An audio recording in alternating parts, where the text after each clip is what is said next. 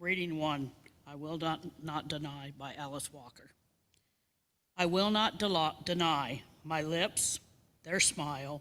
I will not deny my heart, its sorrow.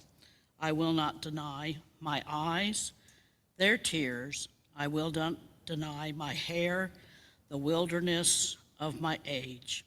It is profound selfishness. I will deny me nothing of myself.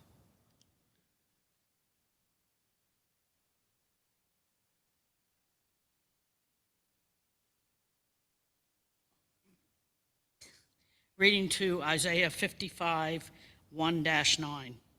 All those who are thirsty, come to the water. Whoever has no money, come buy food and eat. Without money, at no cost, buy wine and milk. Why spend money for what isn't food and your earnings for what doesn't satisfy? Listen carefully to me and eat what is good. Enjoy the richest of feasts. Listen and come to me. Listen, and you will live. I will make an everlasting covenant with you, my faithful loyalty to David. Look, I made him a witness to the peoples, a prince and a commander of the peoples. Look, you will call a nation you don't know. A nation you don't know will run to you because of the Lord, your God, the Holy One of Israel, who has glorified you.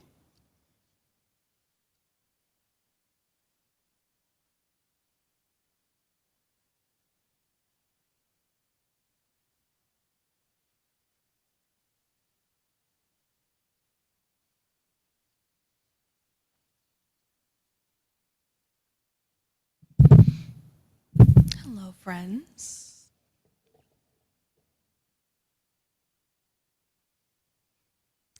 A few weeks ago, a small group of us here at Trinity began meeting for a Lenten devotional written by Kay Bowler. The theme for last week's session was lament. And in the introduction, Bowler writes, quote, "I'd like to make a strong case for complaint as a spiritual virtue." In that case, then, teenage me was the pinnacle of piety. I complained all the time. It's a stereotype that teenagers complain a lot, but I really, really did. I hated the world, and I didn't hide that from anybody. And I found a lot to complain about, from minuscule things like my toast being too crunchy at breakfast that morning, to bigger issues like the sexism I was beginning to recognize around me, which, to be fair to my younger self, that is something that I still complain about to this day. When I was younger, I was always so angry. It seemed like anger was my default. I always felt so intense, and I felt that intensely. Now, as an adult, I look back on these years and I recognize that part of my problem was probably that I was just a teenager. And being a teenager is really, really hard. You're in this liminal space where you're not quite a kid, but you are definitely not an adult. And your body and your hormones are changing faster than you can keep up with. You're learning how to navigate relationships with your peers, your family, and yourself. Middle school and high school are just plain stressful, and on top of all of that, you're discovering who you are, what you like, what you want to do with your future, etc., etc. It's a really difficult stage of life. So I can kind of understand why younger me basically lived on the edge of fury 24/7. I think, too, that some of my adolescent rage was fueled by a growing awareness of the world around me and realizing that it wasn't what I had hoped it would be. Now, I don't have to stand up here and tell you what's going on out there. You probably already have a list running through your head. And as an adult now, I know there is incredible injustice and evil around us. That is not news to me. But as a teenager, this was a knowledge that I struggled to understand. My family tried their best to care for me and keep me safe. And the movies that I watched as a kid, they did depict evil, but the villain was always defeated before the story was over. As I got older, though, I began to see that in reality, evil was not always defeated as easily as the movies made it look. And I realized that I had little control over that because I was just a kid. Even now, almost 30, I recognize that I still have little control over that. Teens today continue to wrestle with understanding this as they come into their own. They are as furious as ever, rightfully so, maybe even angrier than I was. And on Sunday afternoons, when youth group gathers after the celebration, a lot of the time our discussions are about trying to make sense of this reality. And as we draw connections between our lives and the world, I am angry for them, and I am angry with them. Our youth recognize injustice, and they yearn to change those circumstances. They might be young, but they do, after all, belong to our Trinity community. So can you really be that surprised that Trinity's youth care about justice when the adults here share those same concerns? A desire for justice is at the core of our church. We want the world to be better for us, for everyone. What I think teenage me and our youth today get right is making space for those strong emotions that come over us. As we get older, it seems like we don't tend to those feelings as much anymore or give them the full attention that they need. We stifle them as soon as we recognize they're there, if we even acknowledge them at all. Culturally, in the West, we have been taught to not give ourselves much space to embrace those intense feelings. So that is why the act of lament has such power. It allows us to process those swells of emotion that wash over us and threaten to swallow us whole. Lament is typically associated with sorrow and grief, but I believe fury has its place in there too. When we lament, we pay attention to something within us that begs to be noticed. The feelings that propel us to lament are there to scream, "Something is wrong."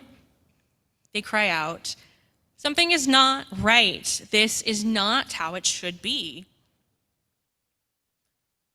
I wonder if this deep recognition within us, when things feel wrong, comes from the connection that we each have to God. The Christian scriptures are full of stories where God insists there is another way to live in the world, a way that is guided by love and compassion instead of greed and selfishness.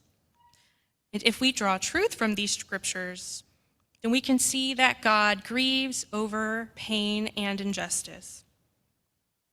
And when we take a look around us now, thousands of years removed from the time that the Bible was written, many of us have a similar reaction to those stories of God. We despair, and we rage, and we crave better. And I wonder if these reactions truly are prompted by a spark of divinity within us,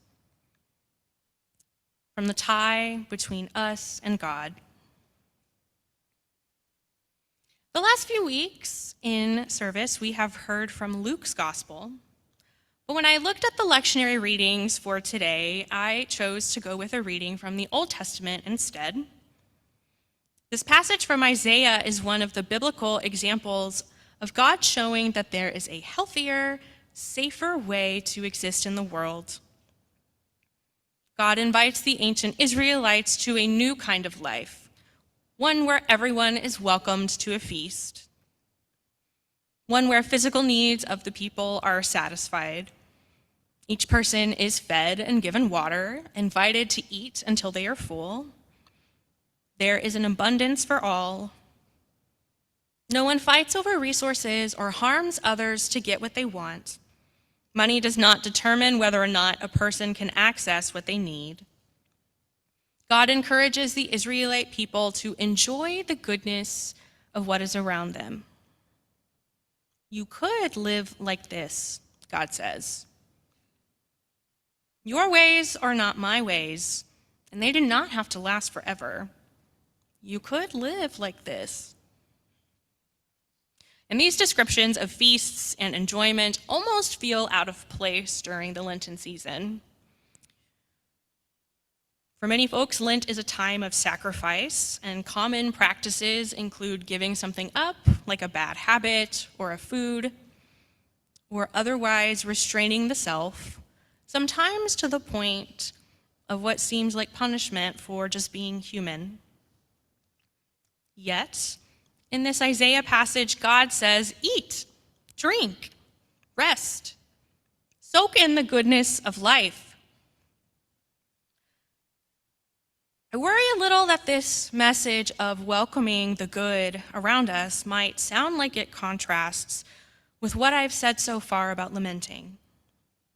But I believe that if you tend to dismiss your intense feelings of rage or sadness, those emotions that lead to lament, you also run the risk of dismissing all feelings, including joy. Joy and lament do not clash. They are both essential to what it means to be human. And you are human. You are a beloved child of God. And what would your life look like if you truly believed and accepted that? The first reading we heard today, Alice Walker's poem, I Will Not Deny, illustrates how necessary it is to accept that which makes us human. To allow yourself to just be who you are and to feel what you feel. To deny or reject yourself, Alice Walker claims, is selfishness. I will not deny my lips their smile, she says, or my eyes their tears. Whatever I feel, I will welcome it, she says. I will accept what I am and who I am. And that's part of what makes me human. The teenage version of myself was not ashamed of being angry. She was connected to something deep within, maybe that spark of divinity that we all have, something that told her the world is not right. She accepted how she felt with no hesitation. She accepted this part of herself that made her human. And what a beautiful form of resistance. Embracing who you are in a world that profits off your insecurities and tries to disconnect you from your own humanity, from the divinity within you. We have so much to learn from our own selves. Our bodies and souls carry so much wisdom if we pay attention. We know instinctively that things are not right, but we don't have to contribute to that by ignoring or loathing what makes us who we are. You are beloved by God just because you're you. You should carry that knowledge with you all of your days. Amen.